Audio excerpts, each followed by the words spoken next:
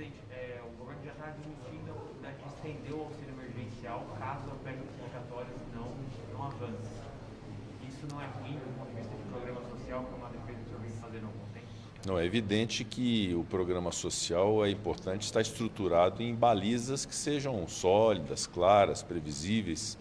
Há uma intenção do governo, que é a nossa intenção também no Congresso Nacional, de dar efetividade para que haja o auxílio às pessoas, para que haja o recurso para que elas possam se sustentar. Então essa é a nossa preocupação básica, é a preocupação essencial. A forma de se fazer é que vem tendo esse debate ao longo desse tempo. Nós precisamos, ao mesmo tempo, eu disse isso ontem e reitero, dar solução à questão dos precatórios, que são dívidas que precisam ser pagas, porém, com observância ao teto de gastos públicos. A responsabilidade fiscal também é muito importante. E a solução que foi concebida dias atrás, de se corrigir de 2016 o pagamento precatório para ficar dentro do teto e o saldo desse estoque de precatório poder ser objeto de negócios jurídicos diversos, inclusive de pagamento de dívidas tributárias, é uma ideia que, confesso que eu não encontrei nenhuma ideia melhor do que essa, da solução dos precatórios. E com isso abre o espaço fiscal para um programa social. Portanto, eu espero a decisão da Câmara dos Deputados em relação a essa proposta de emenda à Constituição. Há algumas críticas vindo de diversos setores em relação a outros aspectos que não esse propriamente da solução dos precatórios. Então vamos aguardar o desfecho da Câmara dos Deputados e buscar dar uma solução também no Senado Federal. Obviamente que é uma questão e um assunto prioritário no Senado e que precisa ser resolvido. A gente concordar, senador, a gente está ao vivo agora para o estado de Mato Grosso. Teve uma fala hoje do senador Jaime Campos, que recebeu o senhor ontem, elogiou pela filiação e te repassou, inclusive, algumas demandas do estado de Mato Grosso. O senhor pretende visitar o estado com o senador Jaime Campos e com outros senadores já visando o ano eleitoral? A bancada do estado do Mato Grosso é uma bancada de muito valor aqui no Senado Federal. Os três senadores, senador Jaime Campos, senador Wellington Fagundes, senador Carlos Favaro, são muito dedicados às causas do Mato Grosso. Nós temos diversas demandas do estado do Mato Grosso, muito bem defendidas pela bancada, e a fala do senador Jaime Campos foi nesse sentido. De fato, nós tivemos um grande desafio, que foi um projeto de muito interesse do estado, que é o Marco Legal das Ferrovias, e nós aprovamos no Senado, o PLS 261, que tem um objeto parecido com o da medida provisória 1065, que inclusive foi prorrogada por mim hoje por mais 60 dias, muito embora a opção tenha sido a de estabelecer o projeto de lei como marco para o marco legal das ferrovias no Brasil. E há outras demandas e outros assuntos de interesse do Estado que são cuidados pela bancada do Mato Grosso. Me parece que há uma programação de nossa visita também ao Estado muito em breve. Portanto, os assuntos do Mato Grosso são muito relevantes aqui no Senado e tenho a certeza que estão sendo muito bem defendidos. Presidente, reforma tributária, o senhor vai pautar, claro que depende do presidente da CCJ, Davi Alcolumbre, a PEC 110, mas queria uma avaliação do senhor, porque tem a PEC 110, tem a do imposto de renda, que conta com uma resistência grande no Senado, inclusive dentro da CAI. Dá para ser alguma coisa de tributária esse ano? O senhor vê perspectiva, não? Seria muito bom, Cláudio, que houvesse essa evolução. Eu sou um defensor do mérito da PEC 110, que está sob a relatoria do senador Roberto Rocha. Foi apresentado o parecer. Esse parecer teve apoio da Confederação Nacional dos Municípios, apoio dos secretários de Fazenda de todos os estados da Federação e do Distrito Federal, apoio do Ministério da Economia e da Receita Federal. Portanto, é uma PEC que efetivamente se faz uma reforma tributária, com unificação de impostos federais, com unificação de impostos subnacionais. Então, é uma PEC que seria muito bom que ela evoluísse. Obviamente que ela tem uma etapa. A etapa é da Comissão de Constituição e Justiça, e eu aguardo o posicionamento do presidente Davi Alcolumbre em relação a essa PEC, para que ela possa ser apreciada na CCJ. Sendo apreciada na CCJ, por certo, eu a pautarei no plenário do Senado Federal. Em relação ao projeto do imposto de renda, também está no seu trâmite normal, no seu tempo próprio do Senado Federal, na Comissão de Assuntos Econômicos, sob a relatoria do senador Ângelo Coronel, e aguardo também o desfecho na Comissão de Assuntos Econômicos. Cada comissão tem a sua autonomia, tem os seus presidentes, tem o seu tempo de maturação dos projetos, e eu tenho plena confiança na sabedoria dos seus respectivos presidentes da composição de cada uma dessas comissões. Presidente, falando da CCJ e no Alcolumbre, e a data da sabatina, sai ou não sai? Passaram algumas semanas, houve aquela pressão, teve uma semana com uma pressão, o senhor disse que ia conversar com o Alcolumbre, esperaria algumas semanas e ainda não saiu nada. A expectativa é que no decorrer do mês de novembro, nós temos agora a Conferência do Clima, lá em Glasgow, na Escócia, que é um evento importante, no qual eu estarei presente, com uma comitiva de senadores, a presidente da Comissão de Relações Exteriores, o presidente da Comissão de Agricultura, o presidente da Comissão de Meio Ambiente. Vamos nos fazer presentes, o Senado Federal, na Conferência do Clima. Logo após, nós temos condição de fazer esse esforço concentrado, que é um esforço concentrado para a presença física dos senadores em Brasília, para que possamos apreciar não só a indicação do ministro Supremo, mas a indicação do CNJ, do CNMP, indicações de embaixadas, de agências reguladoras. Já o fizemos na pandemia, esse esforço concentrado para a aprovação de um número considerável de indicações. Faltam outras indicações, pendentes algumas de comissão, outras de plenário. Então é o nosso dever no Senado fazer. Eu acredito que no decorrer do mês de novembro nós consigamos evoluir nessa pauta, inclusive em relação à indicação do ministro do Supremo Tribunal Federal. Evoluir em pautas ainda, essa semana não voltou. Pelo menos até onde a gente sabe, não voltaram a ter reuniões com os governadores. Falou-se, inclusive, em trazer talvez alguém da Petrobras sobre a questão do ICMS do combustível. Foi uma semana que isso não andou? Qual é a expectativa agora? Na verdade, eu solicitei uma reunião à diretoria da Petrobras. Eles gentilmente já retornaram. Nós ajustamos a possibilidade de uma reunião já no início da próxima semana, logo após o feriado de finados, para que possamos, junto à presidência e à diretoria da Petrobras, dialogar a respeito desses projetos que existem relativamente à contenção do preço de combustíveis, para se entender onde está exatamente o problema e como cada um pode contribuir. Se o problema for tributário, é nosso papel e do governo federal de dar solução às questões tributárias, e para isso há iniciativas das mais diversas relativamente à incidência tributária sobre os combustíveis, e se for algo que possa demandar da Petrobras algum tipo de iniciativa, nós vamos ouvir a diretoria da Petrobras nesse sentido. Hoje eu conversei com o governador Wellington Dias, que coordena os governadores em relação a esse assunto. Ele também solicitou essa reunião e nós vamos tentar promover essa reunião já na próxima semana entre governadores, a diretoria da Petrobras, ou em reuniões separadas, mas nós vamos avançar na próxima semana em relação a esse tema. O importante é nós conversarmos e identificarmos onde está a raiz do problema e como nós conseguimos solucioná-lo. Presidente, há a iminência de uma a ideia do fundo de equalização também, que é uma ideia dos governadores. É bom que se ouça a Petrobras em relação a esse tema. Portanto, é ouvir os dois lados e tentar tirar uma conclusão que seja uma conclusão efetiva. Amanhã o Conselho decide, inclusive, se estabelece aí por 90 dias um valor médio em relação ao preço do combustível. Mas eu lhe pergunto, eles apontam, inclusive, a reforma tributária como uma solução definitiva. Mas há a iminência de uma greve dos caminhoneiros aí prevista logo para o início desse mês. Como é que os senhores pretendem trabalhar essa questão, já que o tempo está se esgotando e me parece que não há acordo dos caminhoneiros com o governo? Havia uma reunião marcada para hoje que não aconteceu.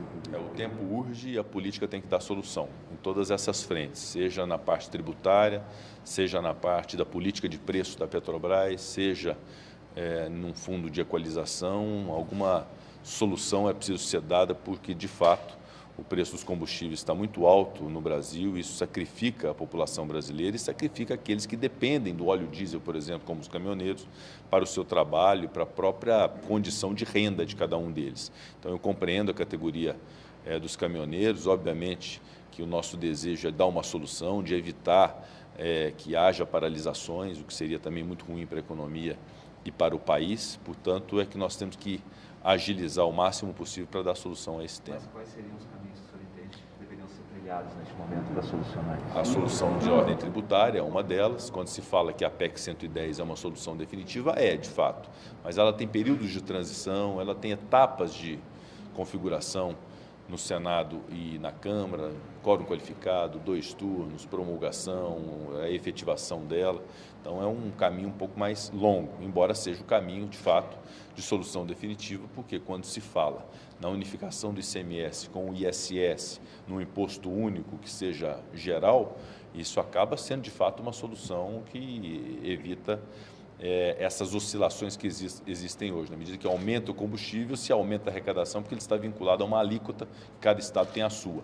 Então, essa seria uma solução definitiva. As soluções mais imediatas são das mais variadas, né? A Câmara apresentou com uma proposta que foi lá aprovada e que hoje está no Senado e que nós estamos amadurecendo junto a governadores, junto a Petrobras e junto aos demais senadores. A solução que pode vir da Petrobras e do próprio governo federal em relação à política de preços, que eventualmente se possa fazer algum tipo de ajuste em relação a essa dependência dos combustíveis relativamente ao dólar e aquilo que os governadores falam e sustentam com muita veemência, que é a criação desse fundo de equalização para equilibrar esses preços ao longo do tempo. Então, são iniciativas que nós temos que recorrer à técnica, aos cientistas econômicos que possam dar fundamentos econômicos para isso. O fato é que nós precisamos dar uma solução. Assim como o auxílio emergencial, o Auxílio Brasil, o Bolsa Família, é preciso colocar dinheiro para as pessoas terem condição de comprar comida no Brasil, nós temos que dar solução a esse problema dos combustíveis. São problemas que se apresentam e que nós temos aí os próximos dias para dar solução numa comunhão de esforços entre o Congresso Nacional, o Poder Executivo, o Ministério da Economia, o Governo Federal. É muito importante que a gente tenha essa maturidade política de sentar à mesa todo mundo para resolver o problema. O presidente Lira criticou veementemente, né, o trabalho da CPI da pandemia, que pediu indiciamento de deputados.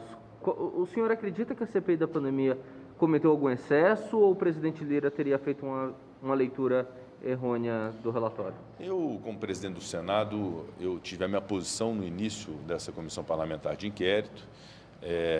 Uma vez instalada, ela teve toda a independência e toda a autonomia para trabalhar, até porque nós temos que confiar no trabalho de senadores e senadoras que ali estiveram, que examinaram provas, que examinaram inquirições, que fizeram as inquirições, que coletaram informações e tiraram suas conclusões. E o exercício da maioria da CPI fez com que se aprovasse o relatório do relator, o senador Renan Calheiros. Então, esse respeito à autonomia e à independência de quem lá esteve ao longo desse tempo todo, eu acho que é uma premissa fundamental, é o que eu cuidei de fazer. Respeitar um órgão do Senado com a autonomia que lhe é peculiar. Quando eu apontei e pronunciei publicamente isso, que havia o excesso no indiciamento de um senador da República, era o senador Luiz Carlos Reis, o fiz pautado justamente nessa questão do princípio da prerrogativa que cada parlamentar tem, da liberdade, da inviolabilidade de suas palavras, opiniões, votos, prerrogativas que são próprias dos parlamentares. Então, é isso que eu apontei naquele momento e agora cabe, uma vez concluída a CPI com o seu relatório, caberá a cada instância competente a evolução e o aproveitamento ou não do todo ou de parte do relatório da CPI. É algo que o Senado se desincumbiu de fazer através da CPI e os órgãos agora aos quais o relatório é destinado devem cuidar e dar o andamento devido. Presidente, o senhor sobre o teto explicatório, o senhor ajudou na elaboração do texto e na Câmara tem muita dificuldade por causa da questão do Fundef. Então, eu queria saber do senhor se seria possível ajudar nessa articulação para tentar, talvez, criar alguma alteração no texto e facilitar, privilegiar o pagamento de parte desse dinheiro que vai para o professor e aí, com isso, também evitar a eventual prorrogação do auxílio. Isso está na mesa? Claro, todas essas questões estão sendo debatidas, estão sendo avaliadas, primeiro pela Câmara dos Deputados, que também tem sua autonomia, sua soberania de decisão, depois vem para o Senado, que dará a sua contribuição. Quando você fala da nossa contribuição antecipada à solução dos precatórios, me pareceu muito óbvio que, sendo o precatório uma dívida constituída por decisão transitada em julgado, ou seja, não há mais o que o Estado, lato sensu, a União no caso, possa fazer, ele tem que ser pago. Então, não há dúvida. Então, nós sempre nos manifestamos contra qualquer tipo de calote, qualquer tipo de prorrogação que não fosse fundamentada e justificada. E a forma de se fazer o cumprimento dessa obrigação, que é uma expressão de segurança jurídica, de se pagar precatório com a responsabilidade fiscal de fazê-lo dentro do teto de gastos públicos, era identificar o valor pago de precatório no ano de 2016, fazer a correção até o presente momento para que se avaliasse quanto se pode pagar de precatório dentro do teto de gastos públicos.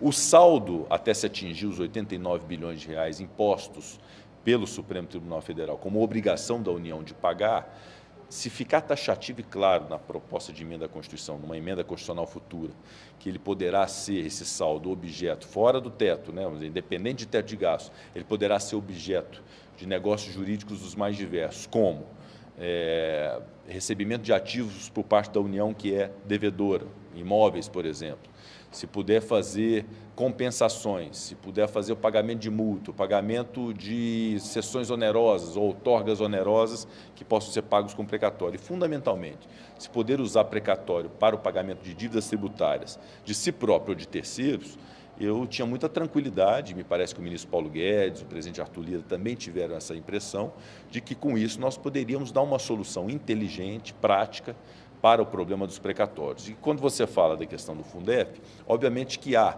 uma pretensão de que esses precatórios, em razão de sua vinculação com a educação, possam ser liquidados com esta finalidade. No entanto, cada estado que seja credor desses precatórios pode perfeitamente fazer um encontro de contas com as suas dívidas com a União e zerar, né, parte das suas dívidas e, ao mesmo tempo, receber os créditos decorrentes dos precatórios, independente de estarem vinculados à educação ou não. Essa é uma discussão que está sendo concebida e gestada na proposta de emenda à Constituição da Câmara dos Deputados, que nós vamos ter toda a atenção a ela. Mas me parece que a solução está aí, em encontro de contas, em compensação, em negócios jurídicos diversos que possam fazer com que se zere o estoque de precatórios no Brasil.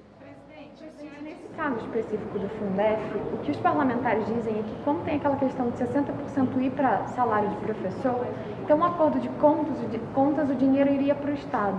Queria saber a presidência do Congresso, Câmara, o próprio Palácio do Planalto não podem trabalhar no substitutivo para fazer com que esse dinheiro chegue na conta do professor e ajude a conseguir voto para aprovar a PEC, se isso está em negociação. Claro, tudo quanto for de interesse de professores, que é uma categoria que nós respeitamos muito, todos nós respeitamos muito, sabemos que é a categoria talvez principal da nação, né, que mais nós precisamos, nós vamos ter toda a atenção e zelo com esse tipo de pretensão. Então vamos fazer essa avaliação sim, vamos deixar a Câmara cumprir o seu papel e na sequência, quando chegar no Senado, nós vamos avaliar, mas que a compensação é uma solução inteligente para se dar solução a essa questão dos precatórios, desse encontro de contas entre Estados e União, eu considero que isso é importante, mas vamos buscar, obviamente, preservar todos os interesses envolvidos, sobretudo da educação.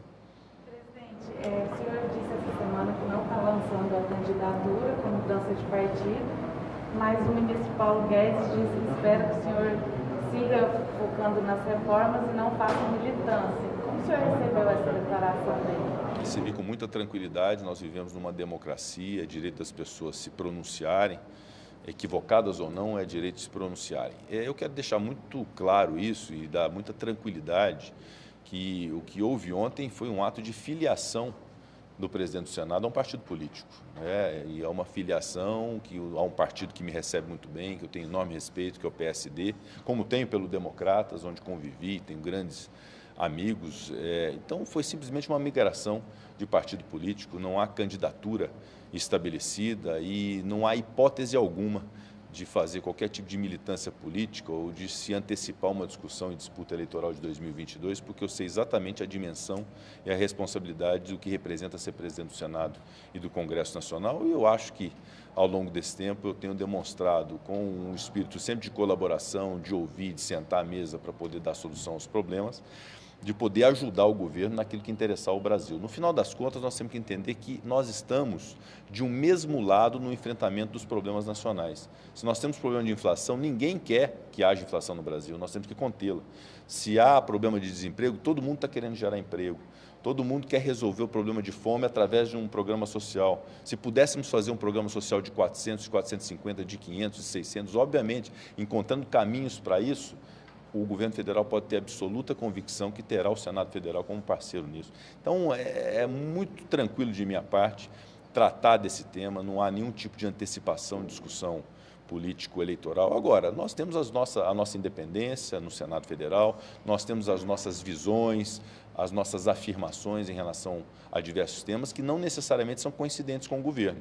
Embora estejamos do mesmo lado numa luta que é comum de inimigos reais do Brasil, pode ser que nós tenhamos pensamentos diferentes, ideias diferentes, iniciativas diferentes. Isso acontece quando se fala de reforma tributária, quando se fala de auxílio emergencial, quando se fala de soluções de precatórios. A gente quer chegar num denominador comum e pode ser que ideias divergentes aconteçam nesse meio do caminho. Vamos tratar isso com naturalidade, é importante, e minha convivência com o ministro Paulo Guedes, com os demais ministros de Estado, com o próprio presidente Bolsonaro, vai ser uma convivência sempre muito amistosa, muito cordial e na busca de soluções para o país. Obrigado. Obrigado, presidente.